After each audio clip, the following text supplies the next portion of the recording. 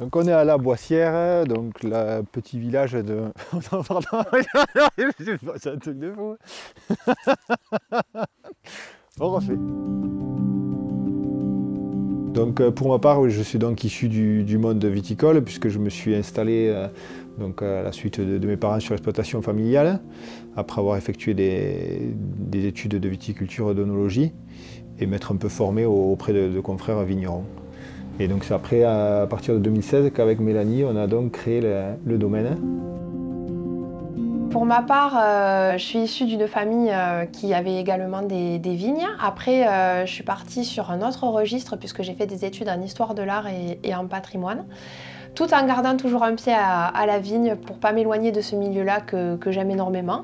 On avait à cœur vraiment de valoriser les parcelles familiales parce qu'on pense qu'il y a une vraie typicité ici à la Boissière. Et puis aussi, il y a un aspect patrimonial puisqu'on avait vraiment envie de réhabiliter des bâtiments existants et notamment une ancienne cave de vinification des années 1920.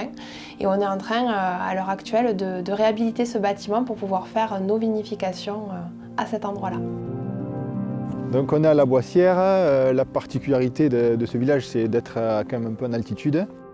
On est sur la parcelle qui s'appelle Cantalous, qui a donné le nom à notre cuvée qui a été primée lors du concours des vins. Et la spécificité de nos terroirs, c'est qu'on bénéficie d'une assez belle fraîcheur, liée à des courants d'air frais qui viennent vraiment de plus haut, des Cévennes.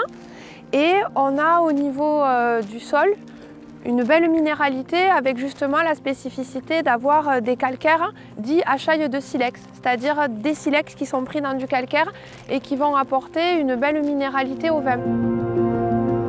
Donc pour cette cuvée Cantalous, on a pris vraiment le parti de faire un vin blanc un peu atypique puisqu'on a utilisé un cépage chardonnay. Donc qui n'est pas originaire vraiment du coin, mais du coup de le travailler un peu à la méthode bourguignonne, c'est-à-dire de le travailler sur un élevage bois, donc en barrique.